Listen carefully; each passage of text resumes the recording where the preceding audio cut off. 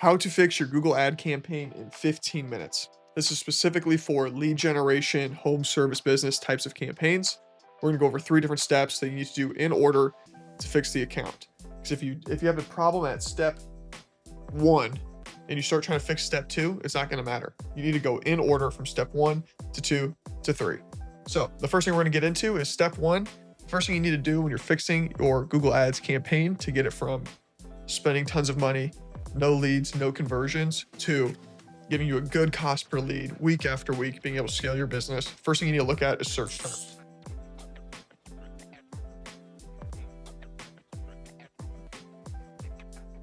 The way you find these search terms is by going to Insights and Reports, and then the Search Terms tab from there.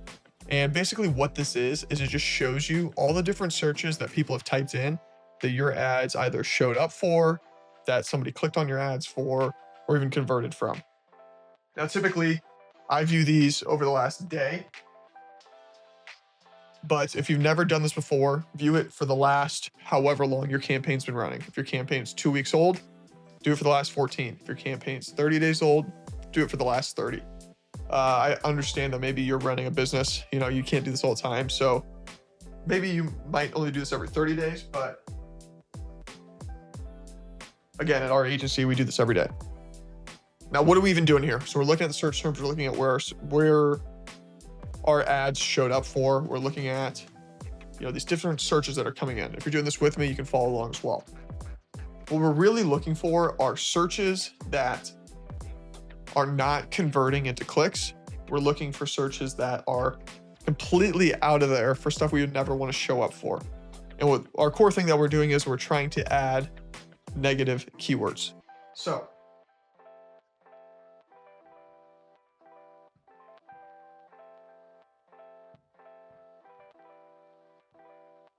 add negative keywords. That's our main goal here. So what we're doing is, let's say we're running a campaign for, I don't know, say we're a locksmith, right? And we're getting searches showing up that say, help unlocking my car. Help might be a keyword that we don't want to show up for. Or maybe we see a competitor's name in there. We don't want to show up for those searches again. Or maybe we see a brand name of a physical product that we work on, but we don't really want that search to be triggering our ad to show up. We'll add that as a negative keyword. It's hard for me to think of examples because once you look at your account, you'll see stuff in there where you're thinking to yourself, why on God's green earth would I ever want my ad to show up for a search like this? So Google, when they're showing your ads, when you're selecting what keywords you want your ads to show up for, they're inherently going to be a little broad with what types of searches they allow you to show up for. So that's why we need to get a really strong negative keyword list. And the best way to do that is the search terms. If you think about this logically, right? Say you have your ad campaign and it's not working or it's not performing at the rate you want it to. The first step is making sure that your ideal customer and that only your ideal customer is even seeing that ad in the first place. So that's why we put this as number 1 here, the keywords. We have to make sure the search terms that our ads are showing up for are only the highest intent terms. So phrases I really like are location-based and company-based. What do I mean by that? There's really 2 types of terms I care about.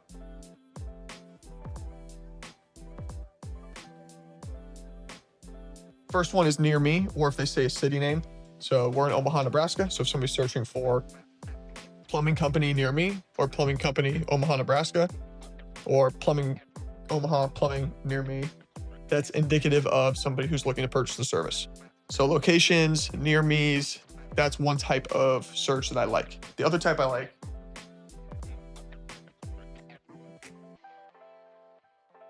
are ones that say company, or they say service, or they say professional, or they say contractor, or they say team, or some sort of word that indicates that they're looking for a company. So plumbing's the easiest example I can think of. So if someone's searching for plumbing, sure, they might need a plumbing service, but we don't know. If they're searching for plumber near me, way more likely. If they're searching for plumbing company, way more likely. So these are really the 2 types of searches that I like to strive for the most. And in most cases, those might be the only 2 types of searches that we even use, or the 2 types of keywords we bid on. But that is pretty much step 1. So just to recap, what we're doing is we're going to Insights and Reports, search terms, looking at the last 1 to 30 days. If you do this every day, look at the last day. If you've never done this before, do the last however long, or maybe just the last 30. Go through all those terms and find search terms that you never want to show your ad for ever again. Pull out the root negative keyword of that. Maybe it's a competitor name. Maybe it's the phrase, how much is, maybe it's the phrase of what's the cost of, or some sort of phrase like that that you want to pull out. Make that a negative keyword. And just keep in mind that the real searches we're looking for are near me searches or company searches. Those are the real bread and butter. So that's step one. Step two, the next thing we want to do is look at our ads. How well are our ads running? How we're going to do this? Well, we can look at two spots here. So you can either do campaigns, ad groups. So click campaigns, click ad groups, or you can go to campaigns and ads. And both work fine. I do both interchangeably because the ads are within the ad group. So it totally makes sense to do it by ad group level first and then drill down to the ads later. And how we're going to look at this is typically last 30 days. If it's a campaign you just started and you're really monitoring those first couple weeks, you can do last week. But once you're kind of up and running, last 30 days works really well. What are we looking for in here? What's our goal? Well, the first and pretty much the only thing we care about is the click-through rate on these. So we've gone through this. We've determined, hey, the traffic coming in, these searches, these are our ideal customers. These are exactly what we want. Now we need to say, okay, are our ads speaking to them? Are they clicking these ads? So a good rule of thumb click-through rate is around 5%, but keep in mind, every industry is different. So don't use this as gospel, right? Follow, industry trends for your industry specifically. And at the end of the day, you're really just trying to improve your click-through rate. If it's really low, if it's like sub 2%, you have a huge problem. But if it's around 5%, you're probably doing all right.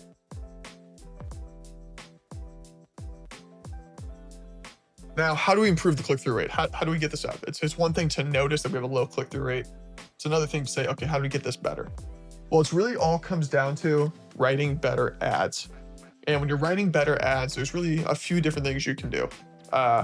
You can do a better structure of ad, or you can do an actual better true ad copy, actually write better ad copy. So let me touch on the structure thing first. When you have a campaign running, you need to split your ad groups into different buckets of the way somebody would search for something. So I was just working on a client's account this morning, and they do carpet cleaning as well as tile and grout cleaning. So for this, there's really 4 different types of searches that we kind of narrowed in on that people are coming for. So they're either coming for carpet cleaning, they're coming for tile cleaning, they're coming for grout cleaning, or they're coming for tile and grout cleaning. Those are 4 different searches that realistically are only 2 services, right? The tile and grout cleaning, that's one service, but people search for it in 3 different ways. They just call out the tile, they just call out the grout, or they call out both. And all 3 of those different ways need to have a different ad that represents it. Because think about this. If I write all my ads for tile cleaning, or let's say I do this. Let's say I write all my ads for tile and grout cleaning, but somebody searches for grout cleaning specifically, and my first ad that pops up is tile cleaning or tile and grout, they might read the tile part and scroll right past it. It's not speaking directly to what they're searching for. So we need to split it up a little bit to say grout cleaning specific ads. So that's really the best way to get click-through rate up, is by having what's called message match. You're seeing what these search terms are coming in. You make ads that better reflect what that person is actually searching for.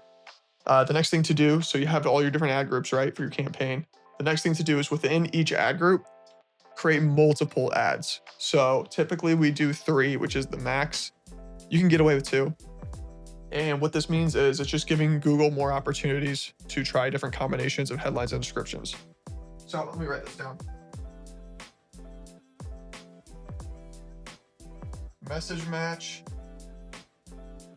and 3 RSAs. So message match and 3 responsive search ads. The way responsive search ad works is you give Google 15 headlines, you give them 4 descriptions. Google figures out the best combination to work with somebody for that ad group. So what a lot of people do is they'll make their grout cleaning ad group, they'll make 1 responsive search ad, so 15 headlines, 4 descriptions, all the different ad assets that are super critical that should totally be included in here to get that CTR up. But what they'll do is they'll do that, but Google allows you to do 2 more ads as well. So instead of just giving it 15 headlines a try, why not triple that and give it 45 headlines a try? So that's why we make 3 of these. And that's a good way to really drive your CTR up. And the added benefit of this is when I first started talking about the section, I said you could look at ad groups or ads. If you find your problem ad group, then you could go down and drill into those 3 ads that are within that ad group. And typically, you'll see that all 3 ads do not perform equally. Google will pick a favorite. You can cut off the old ones and put in a new one to try to drive that CTR up again. So it's just this constant optimization. That's really step 2 here. So step 3, let's do a recap. We've gone through, we've made sure that the people who are searching for, the people who are seeing our ads are searches that we actually want to see the ads in the first place. Step 2 is we've made it so those people actually click that ad. We actually have a high click-through rate. People, our ideal customers, are responding to our messaging on our ads. They're actually clicking it. The third step here that I'm going to get into is the ad cost. Now I could go into, it looks like an O. I could go into landing page and conversion rate. That's kind of a separate issue. That is obviously super critical and obviously necessary. It'll be a different video of mine on here. You can go check out some of my old videos. I have videos about landing pages in there as well. But within the ecosphere of Google Ads, specifically within the web portal, we're going to look at ad costs. Now, there's a couple ways you could do this. First, I want to look at the last 30 days typically. We're looking at this, look at data from the last 30 days. Some parts I might look at last 60, so really 30 to 60 would be ideal here. But what we're doing is we're optimizing for it for different ad costs, because every click is a different price. Every ad group is a little more expensive or less expensive than the other ones. And I'll show you some areas where we should go in and optimize for that. So first place I always look is the keywords. There's going to be inherently the very clearest keywords possible are going to be the most expensive ones. So plumbing company near me, that's going to be $1 million a click. So look at that and look at how well you're converting on that.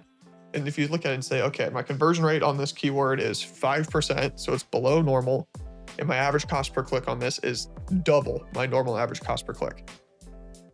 It's okay to turn that keyword off, even though it's a good keyword and it's, driving some traffic and it's like the keyword that you want to be bidding on. It's okay to turn that off if you have tons of other traffic coming in from other keywords. And some of these keywords are just driving your cost through the roof. If you have one keyword that's costing you, a couple $100, $1,000 over the last 2 weeks, and you're barely converting on it, and all the other keywords are way cheaper, just turn it off. Just pause it. You can always re-enable it later if you want to. But cutting the fat of the campaign is really what we're doing here. It's a great way to bring overall ad costs down. Next thing you want to look at after keywords is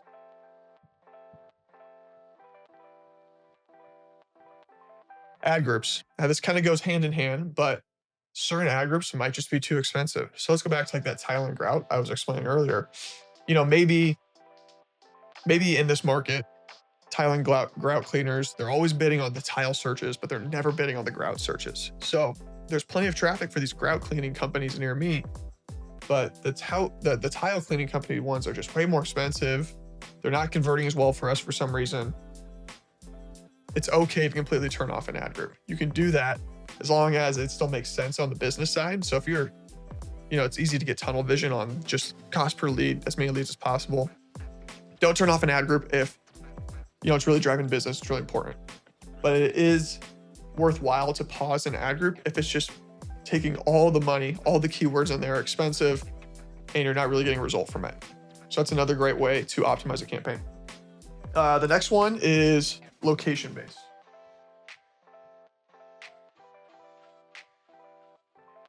So if you set up your campaign properly,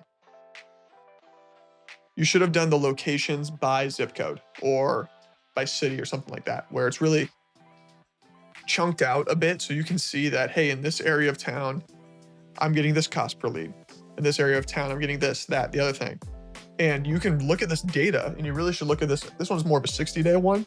Look at this over the last 60 days and tell yourself, or see for yourself, it's like, hey, this neighborhood, for some reason, my cost per conversion is 3 times higher than it is in this neighborhood. And both of these neighborhoods, I have the same traffic, I have the same amount of searches, but this one's more expensive.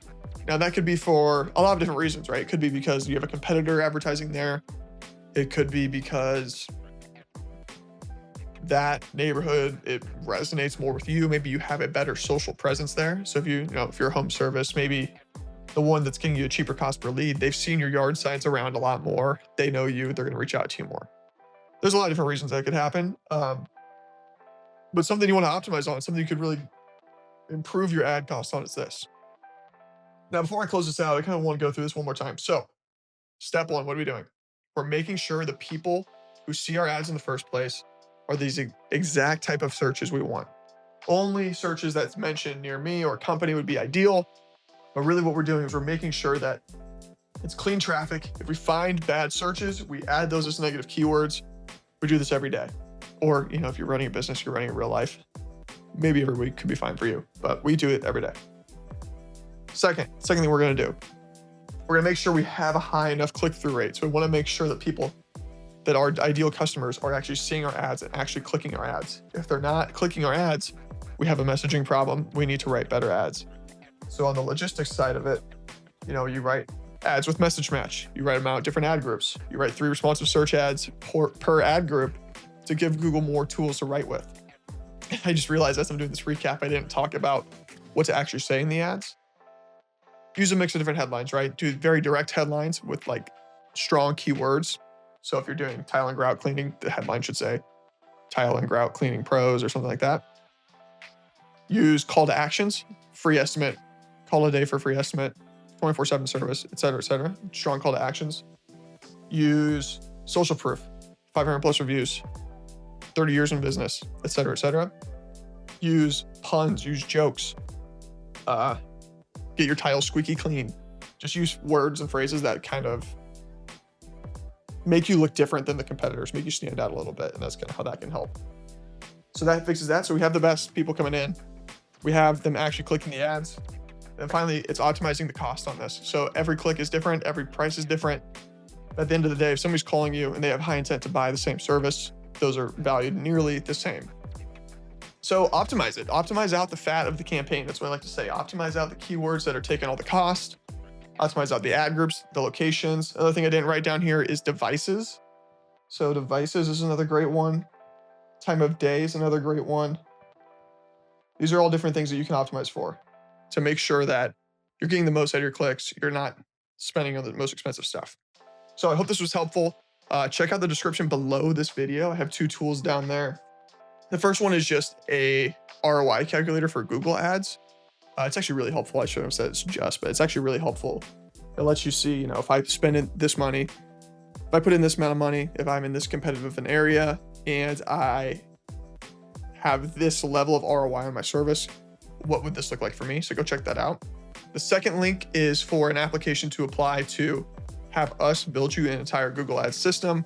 We leverage Google Business Profile, local service ads, Google Ads, all of that together for a lead generation system that will drive your business to success. So go check out those 2 links or leave a like on this video or you can go check out another video. I'll see you in the next one.